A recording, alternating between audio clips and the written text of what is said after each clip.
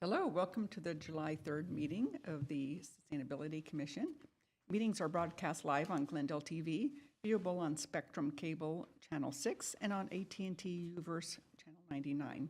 Meetings are also streamed live in high definition on the city's webpage, glendaleca.gov/live, on youtube.com/myglendale, and on Apple TV, Roku, Amazon Fire, iOS, and Android devices using a free app called Cablecast and choosing Glendale TV from the menu.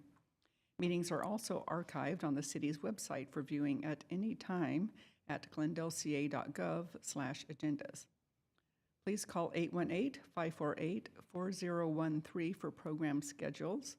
For public comments and questions during the meeting, call 818-937-8100. Public comments on a specific agenda item will be taken when that agenda item is discussed. If you have any question about matters on the agenda or requests for assistance, please contact the city clerk at 818-848-2090 during regular business hours. Can we have a roll call, please? Roll call. Commissioner Chakarian.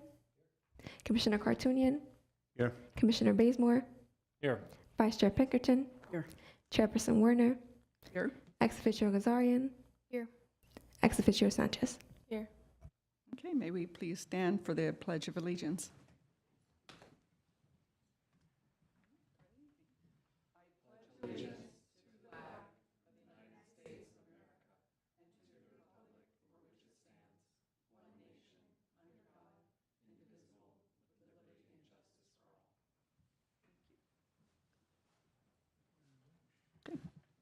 And at this time, I'd like to acknowledge that we're holding this meeting in the city of Glendale on the traditional lands of the Gabrielino Tongva people. We would like to pay our respects to the elders, both past and present, and the Tongva communities who continue to be stewards of this land. Glendale's history did not start with colonialism. Indigenous communities have lived in this area and have been stewards of this land for generations and hundreds of years. The Gabrielino and Tongva communities and culture continue to grow and flourish. We encourage our audience to continue to learn more about the Gabrielino Tongva tribe and the many indigenous communities in California and beyond. To learn more, you can find a list of books and resources at eglendalelac.org/Native American. Next agenda item. 1C, report regarding posting of the agenda. The agenda for the July 3rd, 2025 meeting of the Sustainability Commission was posted June 27, 2025 on the bulletin board outside City Hall. 2A, approval of minutes. 2A, approval of the minutes of the commission regular meeting held June 4th, 2025. Does anyone have any corrections on the minutes? Can we have a motion to approve the minutes? So move. Second? Second? Okay, we have motion and a second. Could we have roll call, please? Of course. Commissioner Chakarian, Approve? Commissioner Cartunian, Yes. Commissioner Bazemore, Yes. Vice Chair Pinkerton, Yes. Chairperson Werner. Yes. Okay, next item. 3, board member staff comments. Okay, does anyone have any comments they'd like to share? I'll just talk briefly about, there's a hard copy letter in front of each of you. Please disregard the actual names in there, but this is just a suggestion, and David will add to this, but we've talked about the need to interface more with the community and make the community more aware of some issues going on. I think people think of the city only when their rates are going to increase or they're dissatisfied with something. So Burbank has a really interesting program called Waste Warriors. It's very intensive. It's designed to introduce people to all aspects of solid waste. But I thought possibly we could play off on that and have a series of presentations or, talks with the sustainability commissioners, possibly bringing commissioners from other commissions, transportation planning, GWP, things of that sort. I think the public in general just wants to get more information, and they don't want to get it only when they're going to, say, a meeting about rate increases or something. Then also, so I thought we could maybe a series of meetings where we talk about different discussion, different topics like urban planning, like how do you plan for growth in a city?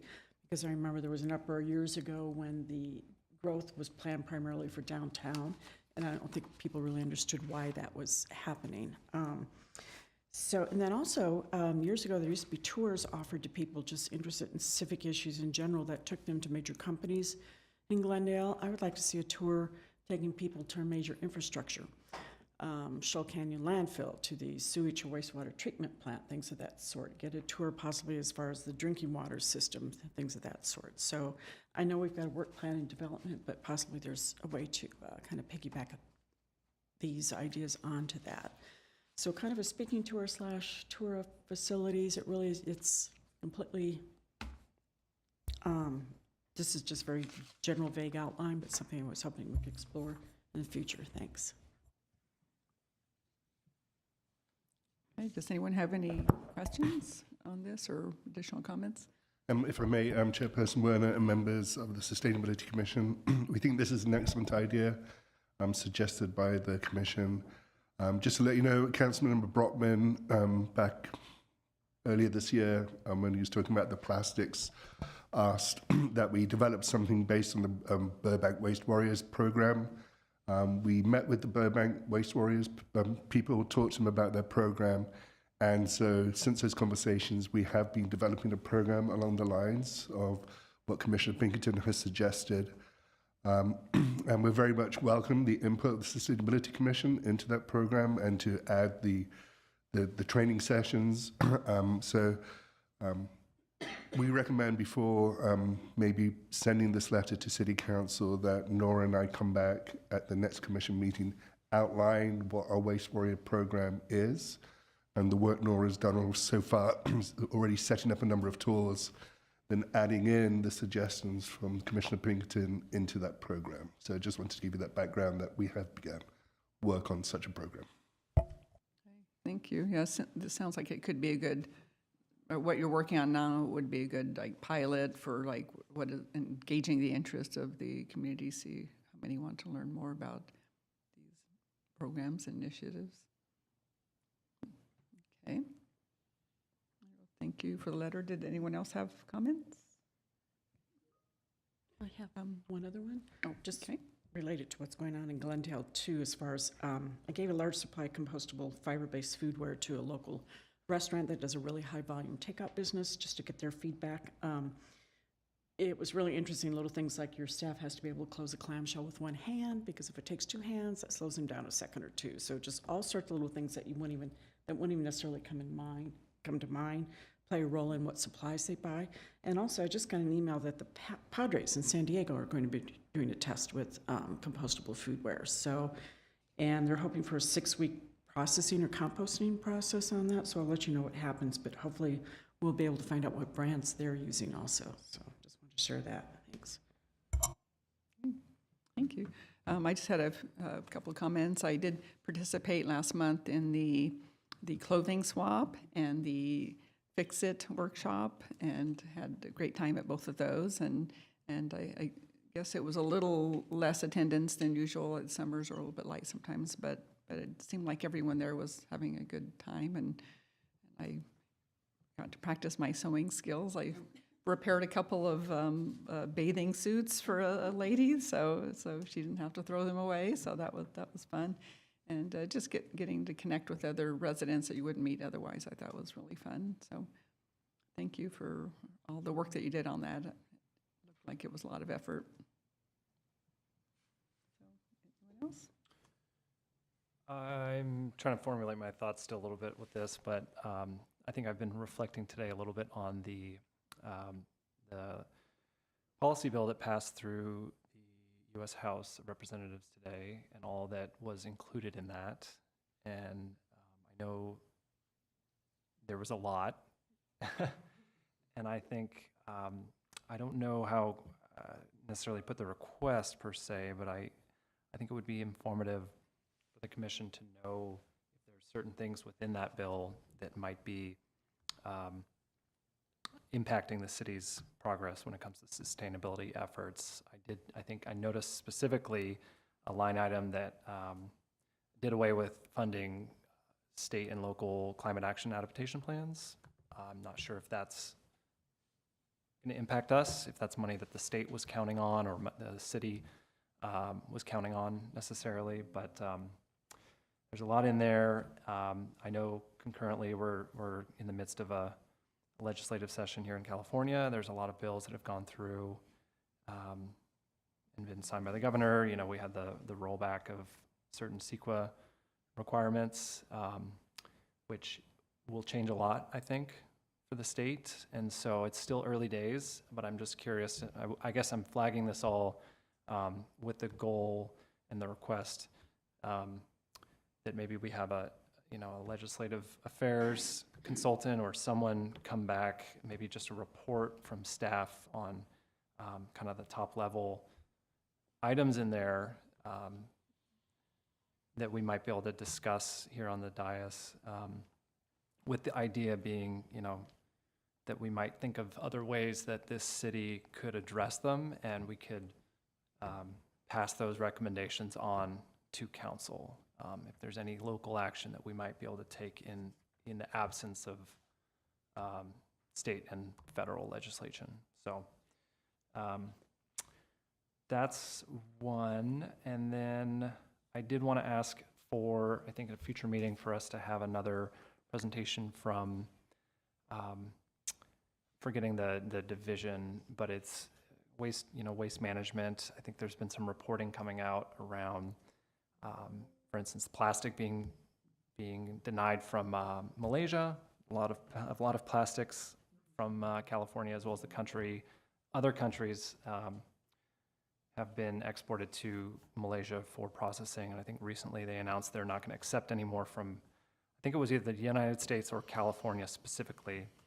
So that would be something I would love to know about, if that's going to impact the city and waste, the waste haulers here. And then also reporting that's been coming out around illegal dumping in the Antelope Valley. Great reporting from LA Times in that regard.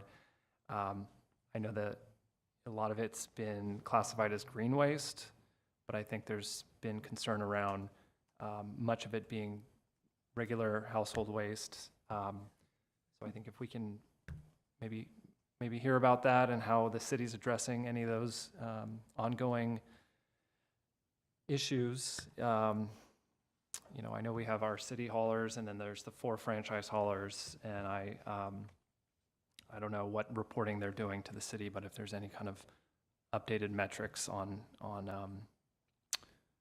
their work, that would be, I think, informative. We've had a presentation, I think, in this vein in the last year or two.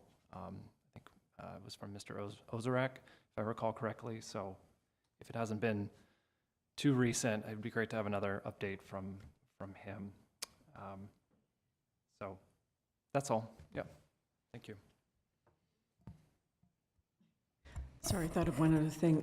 California's Senate Bill 54, which is designed to address single-use plastics and food packaging, I'm afraid it's not going to go anywhere. It's been out there for, 4 years now? I think it's being watered down. I don't have high hopes. There was some language added last time that, if I understand correctly, it says if packaging is intended to protect the product or its integrity, et cetera, then it's exempt. Well, that's the function of all packaging, is to protect the integrity of the product. So I don't have high hopes for that passing. The intent of that was good. It was to address packaging like chip bags, for example, or other things that nobody takes for recycling, and therefore all just go to the landfill. So I don't know, we might have to fill in those gaps with local legislation if that's possible, but I think that's dead in the water, unfortunately. Thanks. Thank you. Also, I wanted to mention the Glendale Water and Power is looking for people to serve on a advisory group in about 5 meetings that start in July and go through October. So it's not a huge time commitment, 5 meetings, but to help them gather community input on the future of their water strategies and so on. So if anyone is interested in that, then they should contact Atina Harutunian at the office. And Is that a position that the commission would have an invitation to join? Or what am I trying to say? Is that PDT or whatever it is, possibly something that a commissioner could join? I think that might be a request. I'll have to find out. I Yeah. haven't received any information on that yet. I can forward it to you. I got it from Atina. She was reaching out to community organizations and so on. So I would think that they're just trying to get a good cross-section of the population. And Is that the one that starts next month? this month, it starts in July. Oh, so- July, okay. And the fact that I got a reminder today means that they haven't gotten all the people they need, so I can send that to you, but. Okay, and are there any other announcements or anything? No. Okay. So I did want to acknowledge, do our student commissioners have one more meeting after this, or is this the last meeting? Chairperson Werner, this is their final meeting with us, and the next item on the agenda is about the selection of the new ex officios. Well, I wanted to thank them, and I think we'll have a little certificate for you. We hope you can come next month's meeting, so we can present those to you for acknowledging all the help that you guys have done. And we're looking for your presentation a little bit later on, but it's been a pleasure serving with you both. And if you wanted to say anything, this would be a good time. We really appreciate the guidance and the expertise we've all learned from you. We've learned from you all. It's been a great experience, and I hope to still stay in contact with the office, of course, and help out however I can. So it's been a wonderful time. Thank you. Yes, thank you so much for having us on this commission. It's been a pleasure serving this term. Great, well, thank you. Okay, next agenda item. Next is 4 oral communications, discussions limited to items within the jurisdiction of the Sustainability Commission.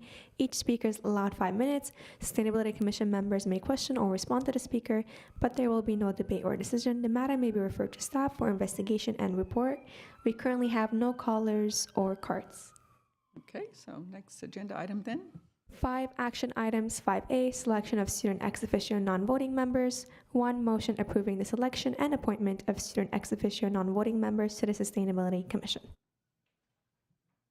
I'd just like to ask Commissioner Pinkerton and Commissioner ex officio Sanchez to talk about the selection process and then say who they selected and then see if the commission can vote on the selection of those 2 candidates. Give the background and let Samantha talk about who we picked, but amazing group of people. Really, everybody was exceptional. They all sound like they're extremely involved in their community and at their schools. A lot of them have established clubs.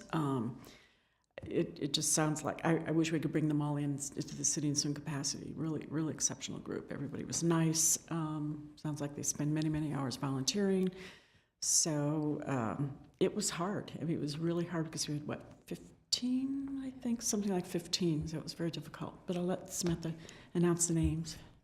Yes, as Commissioner Pinkerton mentioned, it was a very difficult process. It consisted of online interviews following an application with letters of recommendation and having to review all the paperwork and interview questions.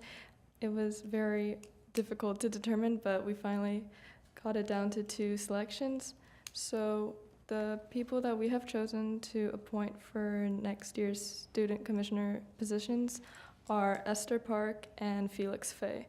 Both of them are very involved and outspoken candidates who are great representatives of their community in, for example, Esther's research and Felix Fay's involvement in the Glendale community. And they both have taken initiative, and we are excited to see them take more initiative in their service of this commission. Does anyone have any questions?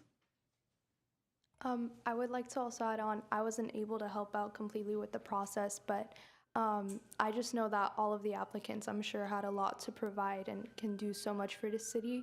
And for those of you both involved who have achieved the position, congratulations. But also for those who didn't, I highly encourage you to show up to any of the events the city continues to host. The Sustainability Office works so hard to be able to provide for residents because it's such a great opportunity for you to also get involved and provide to Glendale in a way that you wouldn't expect initially. So there's a lot that the Sustainability Office can offer in that regard.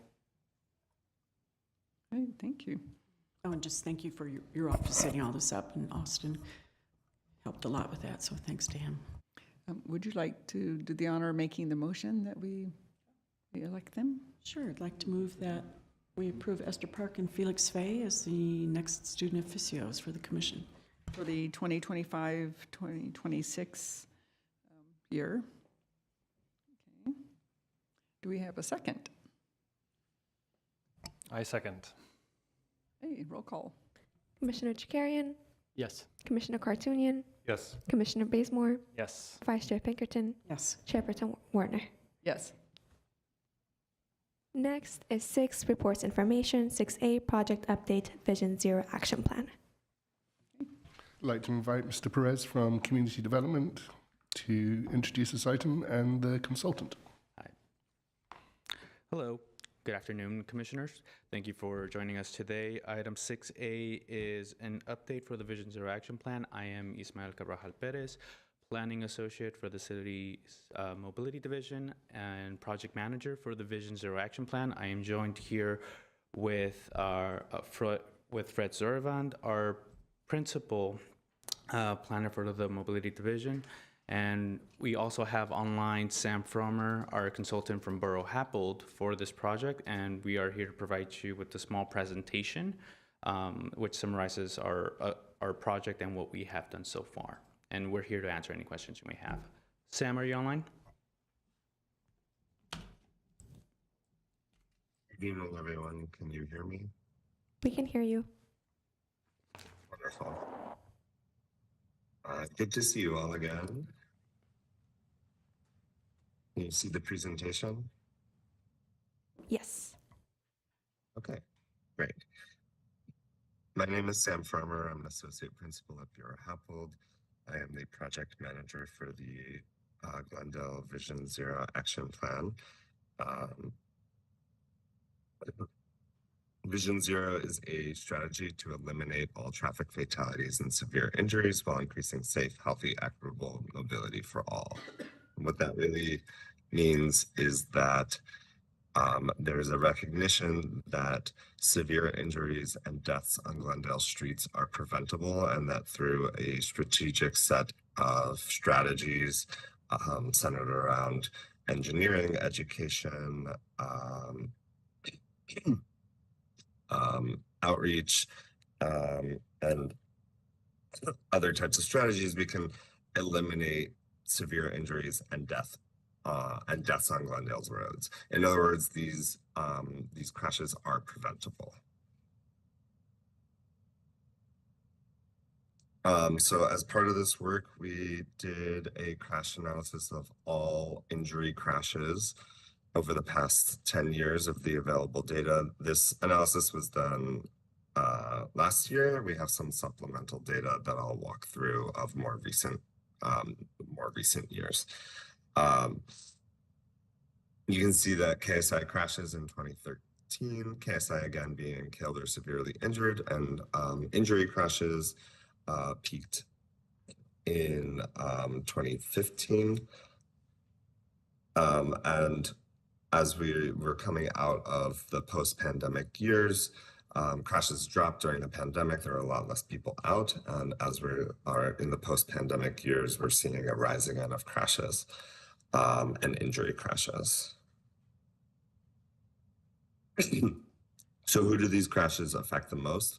While vehicles are involved in the most amount of crashes, it's pedestrians that are disproportionately affected by severe crashes and fatalities. So while pedestrians are only involved in 17% of crashes, they make up 45% of KSI crashes. So that's a threefold difference. This is often a result of a violation of the pedestrian's right of way. So that means when the pedestrian has the right of way and a vehicle ignores that right of way and violates the right of way. Speeding is also another significant factor. Could you And so define, when- sorry, I don't want to interrupt, but the KSI, could Yes. you define that a little bit for people that aren't familiar with that term, who might be listening from home?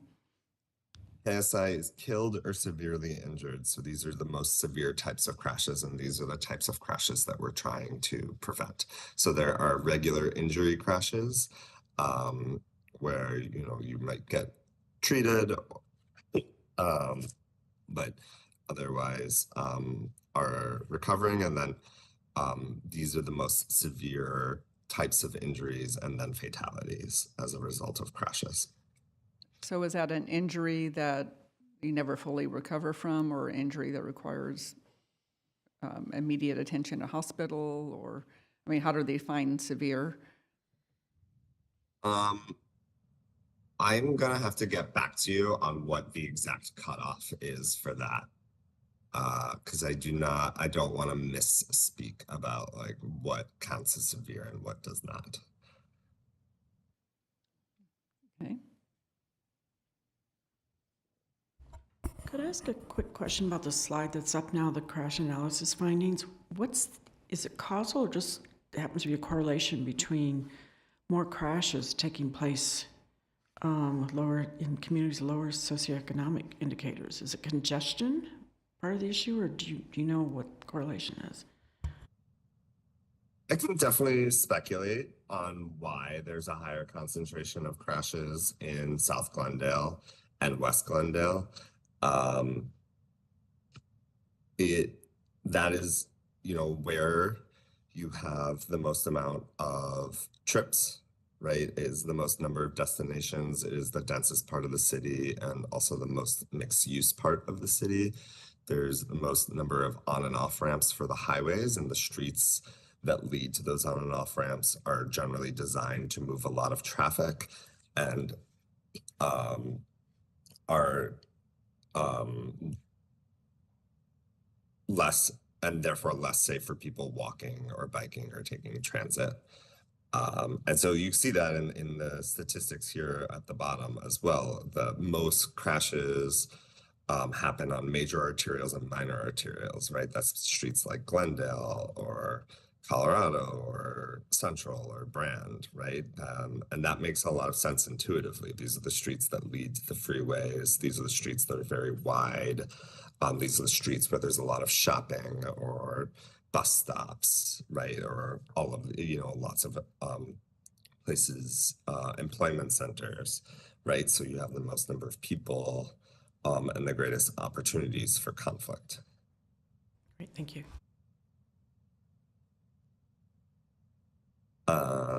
So yeah, we're talking a little bit about who's involved in these crashes, where they happen, and then how does Glendale compare across the state? So the Office of Traffic Safety looks at this across the state of similarly sized cities. Glendale is doing pretty poorly when it comes to pedestrian safety, in particular older pedestrians, and is ranking overall in the top 5 or 10 worst cities when it comes to pedestrian and older pedestrian KSI crashes. There's been a lot of like hand wringing about some of these statistics and what that means for the city of Glendale. And I just really want to emphasize one thing, that regardless of if you're first or last in the state of California, people are still being killed and injured on the streets of Glendale. And these are preventable injuries and deaths. And these are people that live and work in the city. These are your neighbors and your friends. And we've heard a lot about how people do not feel safe driving, walking, biking, taking the bus on city streets because they are afraid of the way people drive in the city of Glendale, particularly in the way that people speed. We've heard consistently about how people speed. So whether this is 1 death or this is 100 deaths, these are preventable, and these are the people in the city of Glendale. And so it does not matter that your number of crashes, it matters how you rank, and you can always do better. But I just want to emphasize that these are real people, and that these are preventable deaths, and these are preventable injuries.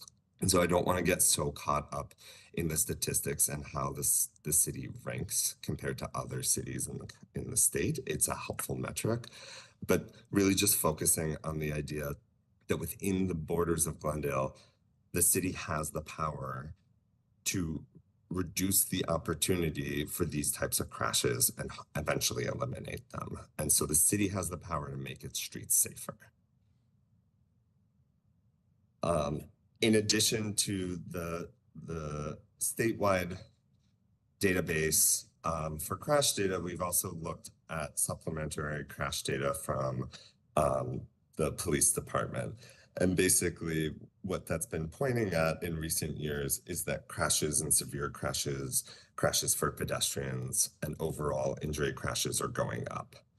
And so that's still trickling through the statewide database and being processed. But by looking at some of the early GPD data, we can see the early trends of how, you know, as traffic has returned post-pandemic, that the number of crashes has also risen. So what do we do with this information?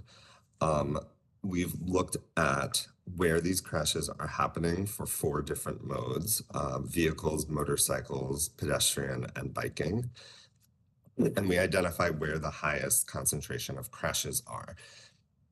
And then when we combine all of those together, those 4 modes, and where the highest concentration of crashes are for each of those modes, we get what is called the high injury network, right? So these are the streets where the most number of crashes and the most severe crashes happen. And sort of like what I was saying before, these are not, these sort of follow an intuitive pattern. These are the streets that are widest, that connect to the freeways, that have a high concentration of shopping, employment, destinations, where there's a lot of opportunity for these types of conflicts. In some cases, they're hilly and wide, right? So you can, so it's easier to speed or accommodate speeding more easily. And so this high injury network represents only 13% of the streets. That's about 1/8 of your streets. But on that 1/8 of streets, over 70% of your injury crashes are occurring, and nearly 80% of your KSI crashes. So by concentrating on these areas, we can really start to reduce, increase safety, and hopefully reduce the number of injury and KSI crashes. I have a question about that map.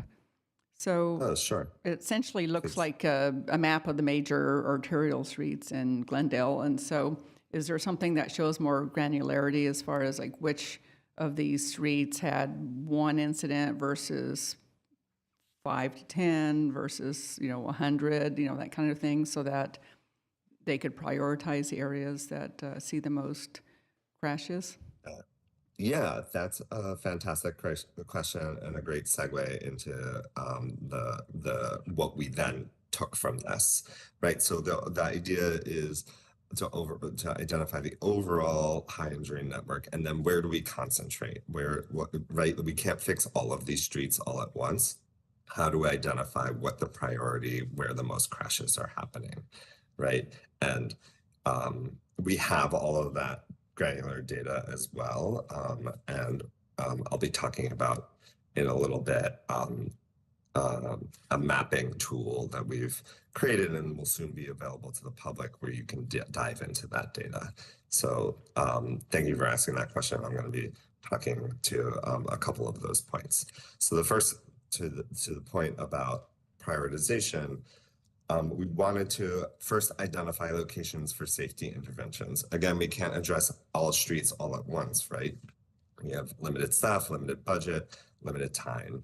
And so working with our project development team and city staff, we identified a number of criteria to look at where is it most important to address the highest crash areas, or how do we identify what those are? So we looked at this criteria of number of KSI crashes, the Healthy Places Index, number of injury crashes, presence on the high injury network, and number of vulnerable road users, which are older people, people walking, and people biking.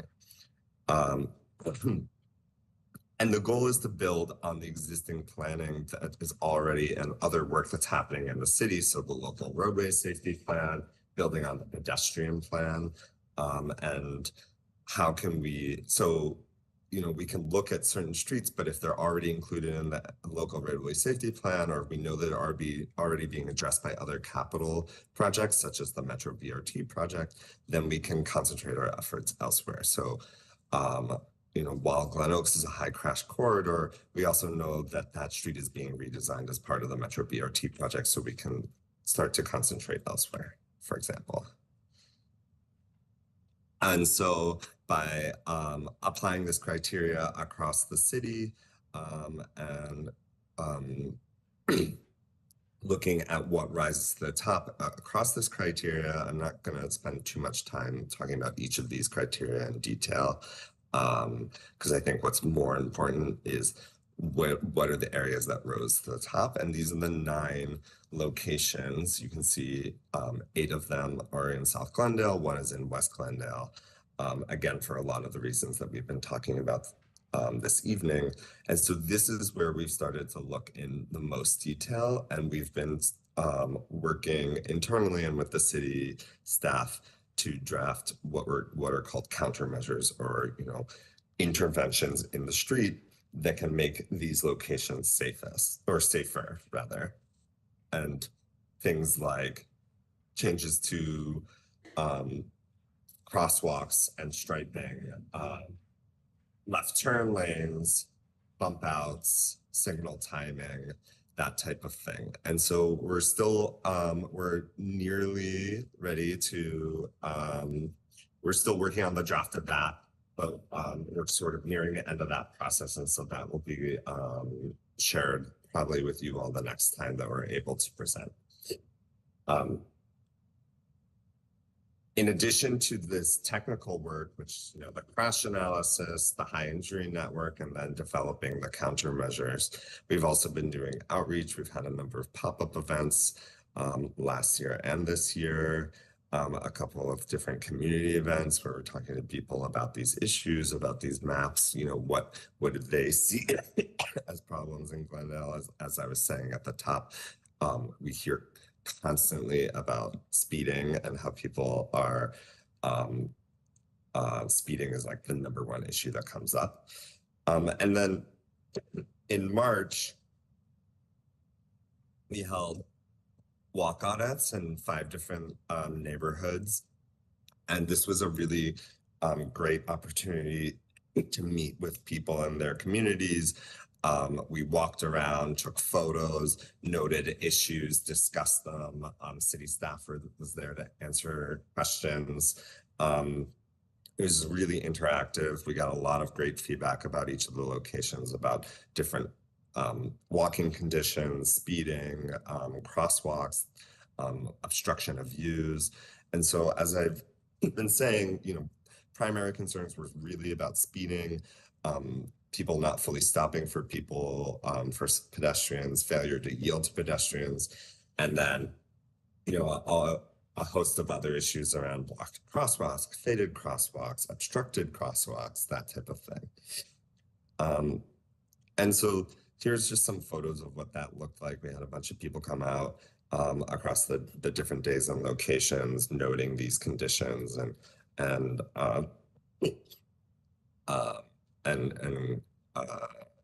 you know, talking to city staff and the project team about them.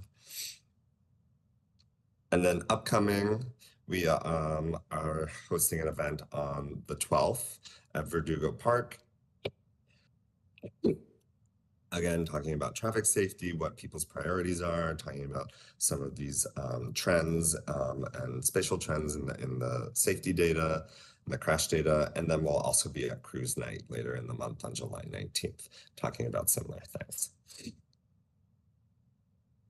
And then going back to the question about how do we dive into this data, we've also developed a GIS dashboard, an online mapping tool where people will be able to explore this data. So I'm just gonna stop sharing my screen for a second so I can switch over.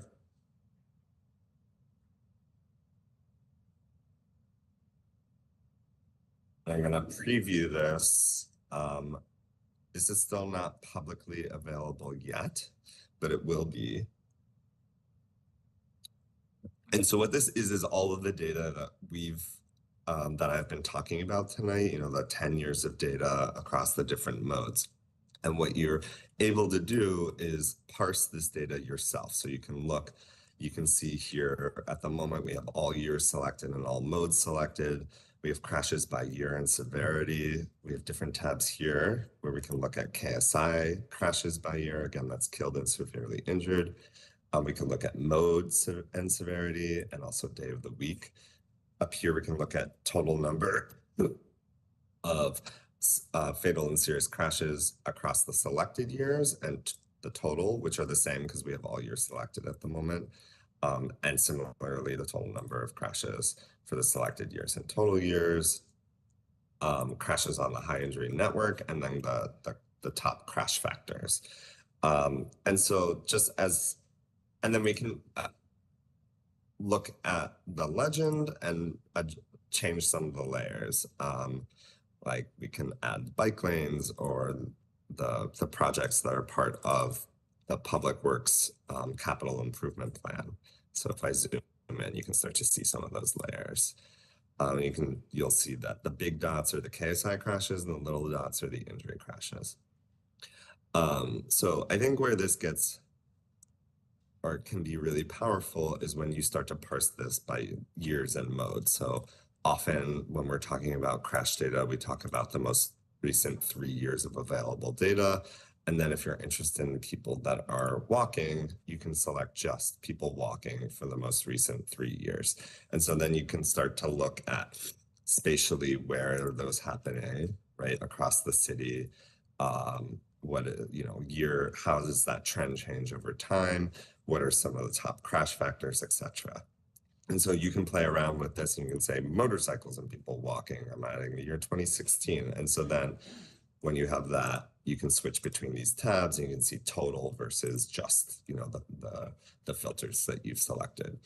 So we're still refining this a little bit, which is why it's not quite yet ready for public use, but once it is, it will be on the city's website, like any of the other online mapping tools that the city hosts, and people will be able to explore this data themselves. I also just want to note that the city will have the ability to update this data on a regular basis as the data becomes available, either through the state database or also drawing directly from the GPD data and inputting that.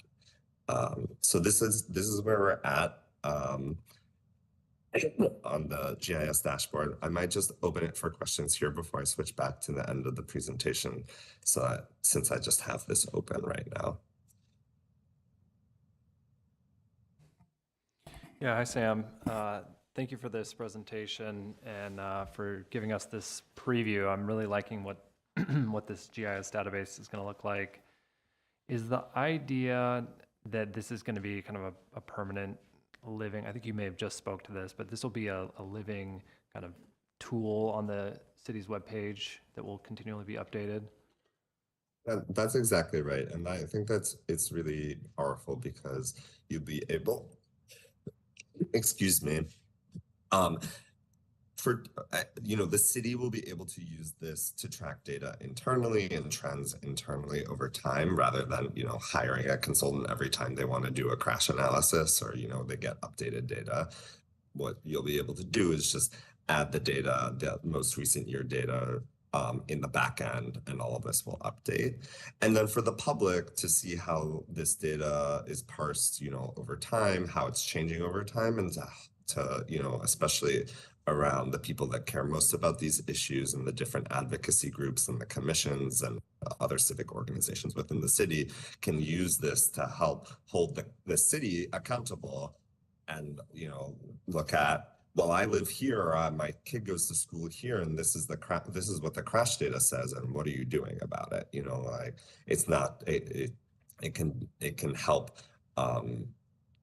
people when they have an intuitive sense of a location, and then and look at the actual crash data. And even if there's not a lot of crashes in the location that feels unsafe, you can think about, well, this is similar to this, another intersection, and that intersection has a lot of crashes. So a lot of the same factors exist here as they do over in this high crash location. And so it can be used as an advocacy tool, both within city government and also for the broader public. Great, that's good to hear. A couple thoughts on this, I guess. I can't quite make out the text on the left, but what might be helpful to have are any kind of known limitations in the data. So if there's like large gaps or considerations, if there's any way that can be highlighted potentially, I think that's usually good to have with data sets. And then if there's I think maybe in the bottom left, this could be there or whatever that says, like if there's somewhere on here that it gives like an exact date on when this was actually updated. I understand there's the years there for the data, but if we can have kind of a sense on like the date, the month at least, on when this was most recently updated. So if anyone's referring to it, they make sure they're using the most recent information. Yeah. That's a great point. Yeah, thanks, Cole. You bet. I had a question about how the data would make it into this database. So would someone on staff, it would be like their job to go in monthly, Exactly. or would they receive a report from the police department every so often, or what does that look like? I think we're still working with city staff on how that would be operationalized, but I think at a minimum it would be annual, and drawn from the statewide database, and you just download the data. We're providing instructions on how to then turn that into a format that can then be uploaded on the back end of this tool, and then also creating a set of instructions of how other data sources could be added to this, specifically from GPD, because they are set up slightly differently. Okay, so you're still working out like how to prevent something from being double counted if you're getting data from the Glendale Police Department, but also state data, then something could be counted more than once. Yeah, I mean, I guess theoretically, right, because the GPD data is going to be more recent, but not fully validated. And then it goes through the state, because it's GPD that provides the local crash data that goes to the state database that is fully processed and validated. So yeah, there would be a process for, if you're entering 2022 data from GPD, and then that's eventually replaced by the statewide database data. And then do they Yeah, use but the it's- same it's- criteria for what's a serious crash as, like, we were talking about the KSI metric earlier. Yeah, the differences are more about like different crash factors and what is recorded as part of the crash report. Right, but do they use the same, like, what rises to the level of serious versus minor? You know, it would just Yeah, help to know yes, what they that's mean right. by serious, but, oh, okay, Yes, looks that's like right. we have an I'll answer. Go ahead and answer. Yeah. So when we're referring to KSI, there's 3 different levels. Killed, obviously, is a given. And then there's severely injured, which is the incapacitation of somebody who is involved in an accident. So take a broken bone or they require medical attention, as you alluded before. Less severely injured would be something like a bruise, a sprain, or a cut. And that's all standard with the state database as well as with GPD. Okay, great, thank you. I'd like to ask a question. Thank you for the presentation. In regards of how once this platform is given to the public and provided, would there be a consideration of providing more of those walk audits, because it's a wonderful way for them to give feedback, especially for residents in southern Glendale? I know that's congested area that's likely used by majority of residents, but in terms of pedestrians walking there, a lot of them are South Glendale residents, and I think having a few more walk audits for them, especially with the launch of the platform, would be a beneficial process. Yeah, so as part of this overall project, we are taking everything we've been doing and learning from the various outreach activities that we've been doing and putting it together in an outreach toolkit. And so this is a tool that the city or other related entities can use to do more outreach beyond the life of this specific project and our engagement, our being the consultant engagement with the city on this project. And so part of that will be, or part of that is all the walk audits and the surveys and how to do it and how to conduct it and what was done. And so the city will be able to take that, or other related organizations will be able to take that and say, hey, we want to conduct our own walk audit in this area. And so there will be like a template available of how to do that. Wonderful, thank you. Welcome. Oh, sorry. Quick question, if I may. I obviously can't read everything on here, but do you indicate where someone was going over the speed limit when they were involved in a crash? Is that included? Yeah, so that's in the bottom right, those are the crash factors. And so you'll be able to see what the primary crash factors were within the set of data that you're looking at. And so it's often things like speeding or a violation of right-of-way. Really specific question. Is there a standard state or local regulation regarding how much redlining when there's like a commercial driveway, say into a parking lot, a grocery store parking lot, how close cars parked on the adjacent streets can park? Because that's one of the things I've noticed when you're in congested areas, it's almost impossible to pull out of some parking lots because there's simply no line of sight. It's a narrow street, there's parking on both sides. I literally, depending how many car lengths I'm away from the intersection, I literally can't see if there's somebody coming. And quite often I just wait till the traffic signal turns and hopefully there's no traffic, but I mean, you literally inch out and half of your car has to be exposed, pulled into the street. That's the biggest safety factor I seem to encounter on a regular basis. And I know several years ago, the Disney Child Center was built near my home, and the streets on both ends of that, where the egress and the entrance and exit are fairly narrow. And in order to exit, you do have to pull out quite a bit and swing around parked cars. And they're just the visibility. So we came to the city and said, can you extend the redlining? It's just people are parking much, much too close to that exit. And also to the stop sign on that same street. It helped quite a bit. I would like to see another 2 car lengths taken away.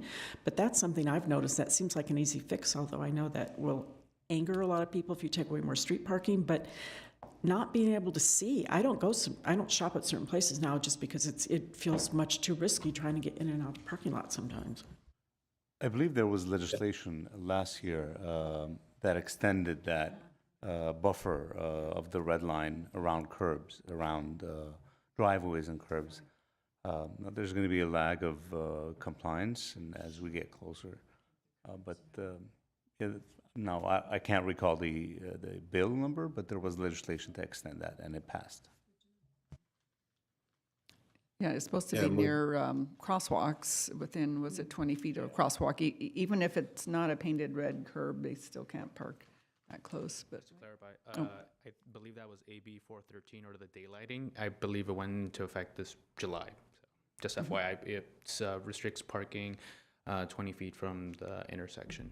So.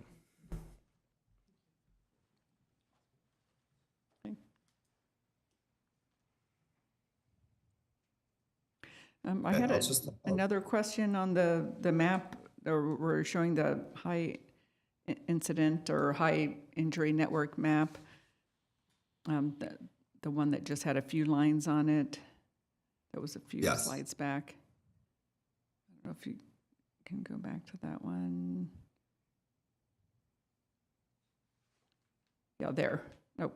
Yep, you passed it. There. Well, no, after that. There was one that just had a few lines, so I don't know if that was ones that you're. Yeah, This okay. is the high injury network. Were you referring to? Yeah, there was like another map. Well, I guess the same question kind of applies to both, but the, that one, looking at that reminded me a little bit of the speed camera maps. So I was wondering if there was, I know those were based on the city's local roadway safety plan, but was there any input from you all as to, help them identify good candidates for placing those cameras? That's a separate process. However, we on the online mapping tool, we do have the speed camera corridors as a available layer, so you can turn that on and off. And as part of the future Vision Zero action plan, we'll be very interested in the results, the early results of that program and how those lessons can be applied across the city, which I know the state legislation is also very interested in as well. Yeah, it seems like an overlay would be nice to be in this presentation too, since that's on the verge of being implemented, and just seeing how all those align would be interesting. Right. Thank you. You're welcome.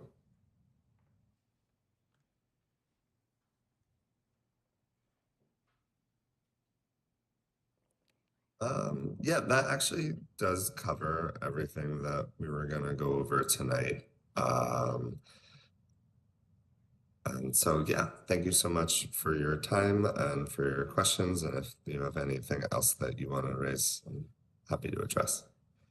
And when's the public meeting? 27th? Isn't there a meeting on that?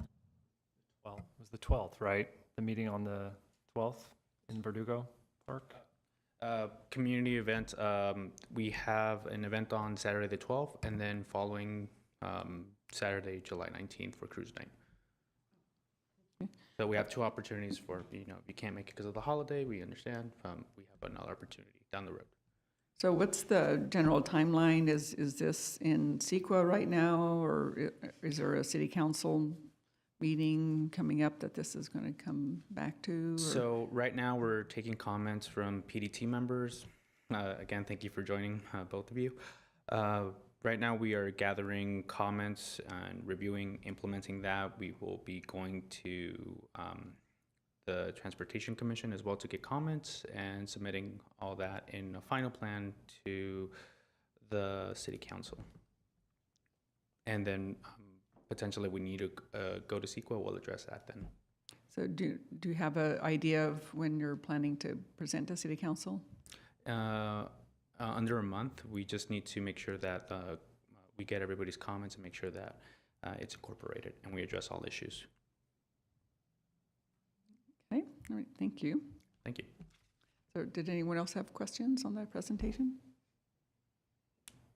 Thank you very much. Thank you, Sam. Thank you. Thank you all. Next, 6B, Sustainability Ex Officio Student Commissioner End of Year Presentation.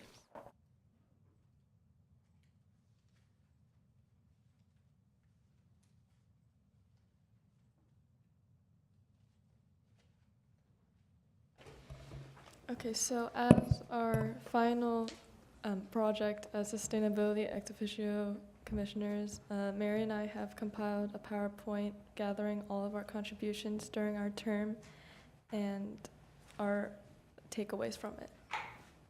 So first of all, we have our mandatory duties, which are the meetings and promotions. So attending each monthly sustainability meeting and participation with feedback on presentations and our own proposals to projects, and as well as the sustainability Instagram with participation in videos for promoting different events and applications for the position and opportunities as well.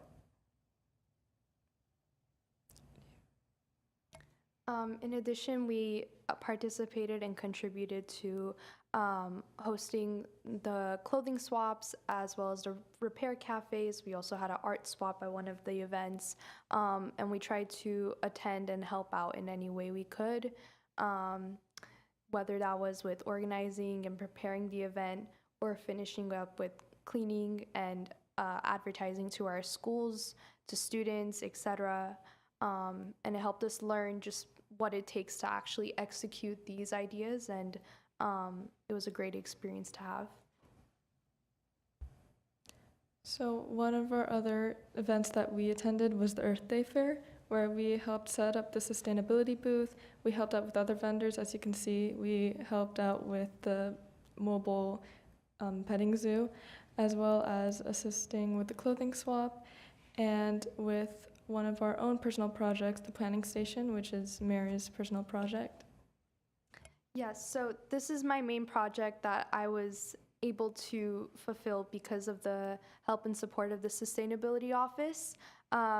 What I hope to provide for the Commission was to really advertise what the community can provide to residents and allow them to contribute to these causes as well. So what I was thinking is for this event, a lot of young children, adolescents come, and what I provided was a little planting station where they were provided pots that they could decorate and enjoy decorating with each other in different ways. And then dirt and native California flower seeds were provided to them so they could plant them and take them home. Another thing that this resulted in is it was a lot of advertisement done at my own school, Hoover High School, where I was able to recruit not only my club members, my environmental club members, but also different students. And it was, I was very happy to see such a turnout from my own school and help some kids actually apply with the volunteering application, etc. And it was a really great experience to see all that work pay off, and seeing the little kids' faces and getting them introduced to the idea of connecting with nature and appreciating the progress of growing plants. So, my personal project for this term was the Teen Prom clothing swap. So through my volunteering with the Sustainability Commission's existing clothing swaps, I was inspired by the idea that a community event brought people together and educated people about sustainability and reuse and how it really brings a community together. And so I wanted to focus that community on to my peers, so fellow teenagers. So I wanted to make an event just for them for prom season coming up. So with the help of coordination with other collaborators such as the Glendale Library System and the Junior High Organization, it was able to be hosted in the teen space on the second floor of the Central Library with donations from regular donors and also the thrift store Out of the Closet. and junior high was able to provide complimentary makeup and makeup artists to help people learn new skills with the makeup that was given, as well as an active seamstress and a corsage making station, which I believe was also introduced from the library, and as well as a photo booth and changing room. All of these things were managed and taken care of by other volunteers and managed well. And I think it was a successful event, and it helped bring people together, especially teens who wanted to look at new things for their special formal events, as well as educating them about reuse and overconsumption. And this event was actually reported about in the Crescenta Valley Weekly newsletter, and it hopefully garnered some attention and some support for repeating this event in the future.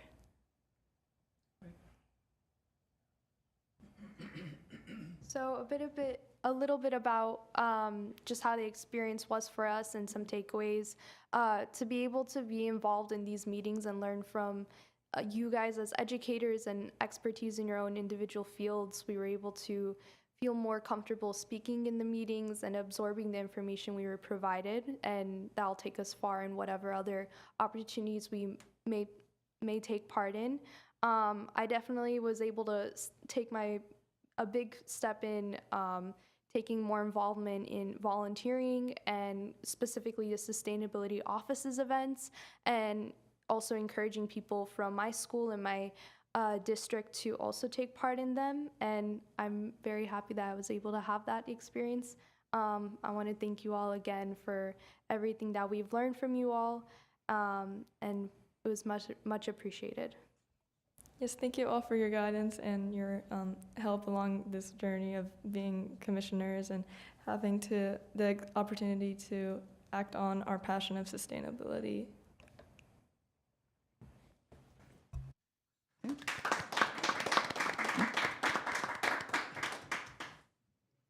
Well, thank you so much, and thank you for everything that you did during the years. Obviously, you were very engaged and helped out with a lot of the programs and so on. So we're going to miss you.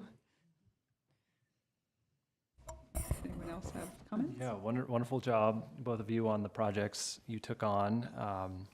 I'm impressed by both of those. I'm got a soft spot for the seed bombs. That's pretty great. But the prom, I'm forgetting what it was called. Swap, thank you, was equally very impressive, and I think that's a great resource for students here in Glendale. So I hope.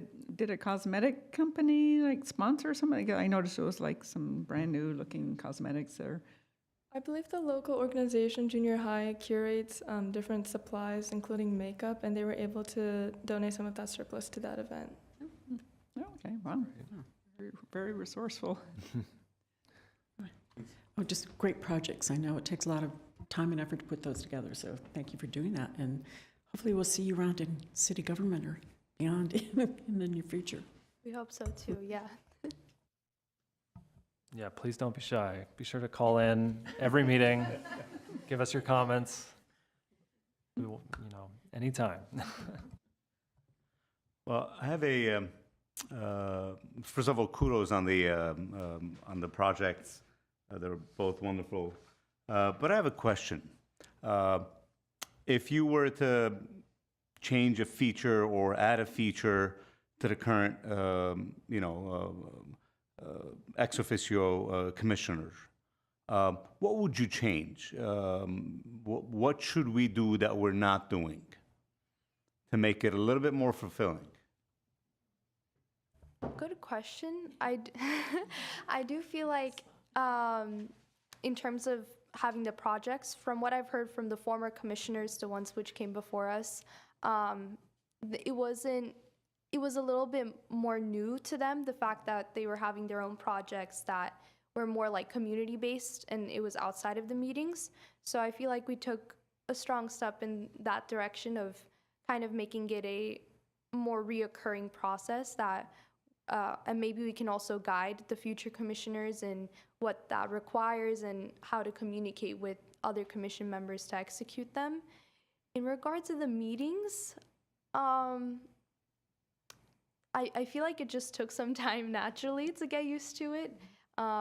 It certainly feels overwhelming initially, if put honestly, but overall the environment was easy to get used to because you guys made the environment comfortable. And for the future commissioners, I feel like we can help them out with definitely getting used to what to pay attention to so they can speak out and feel fulfilled by the position. Yes, I agree. Maybe serving as like an advisory to the incoming commissioners about what to look out for, how to be more involved, or how to reach out would be helpful. Thank you. Keep up the good work. I can see the next geospatial scientist here, so looking forward to having you back. Thank you. We'd love to. Great. So thank you again, and can we have the next agenda item? Next is Sustainability Office updates. We currently have no items. Next is adjournment. Wait. 4th of July tomorrow. Keep it short. If I may, I have to ask, what is the latest with the cap? If you could give maybe a brief update on that. Thank you for that question, Commissioner Bazemore. We tend to go to council on August 12th for adoption of the Climate Action Adaptation Plan. Okay, thank you. I believe at one of the upcoming meetings, we're going to talk a little bit about the CEQA, how that process, what the outcome of that was about what it means to have a, no significant impact, so people can understand. Yes, we'll how that provide went. that information at the next meeting. I want to wait until the legislative period's over, because there might be some changes in Sacramento. Just have one quick question, if I may. I understand we now have an EPP policy. That's correct. Could that be emailed to us if it's in Sure, we have brought that to the Commission in the past, but we can send the policy. Okay. Absolutely. Yep. Environmentally preferable purchasing. Yes, thank you. Okay, and I know we talked about this the other day, just briefly, but I did want to look at the demand response program and how the incentive is handled, because you get this little card, it's a gift card in the mail. It doesn't have a chip on it, and it's hard to use anywhere, even online. It gets declined, and from the minute it arrives in the mail, I'm like stressed about like, how am I going to spend this before it expires? And I don't know why they expire in such a short, it's like 6 months or something like that. And I thought California has rules about gift cards not expiring, but I guess these are different. I'm curious about where does the money go when it expires? Does the company that's managing that get to keep it? That would be interesting to know. But just looking at a less complicated way to give people an incentive to do this, like why couldn't I just get a $50 credit on my utility bill rather than all the carbon footprint of getting something in the mail made out of plastic, and then having to spend it and, things like that. So I don't know who all that would be, but it would be nice to have somebody come and address that piece of it and maybe rethink how the incentive program works. I get the EV charging incentive, and it's an option whether you want the card or give a check, whatever it is, or credit on your bill. So people have that option, I think. I thought I did.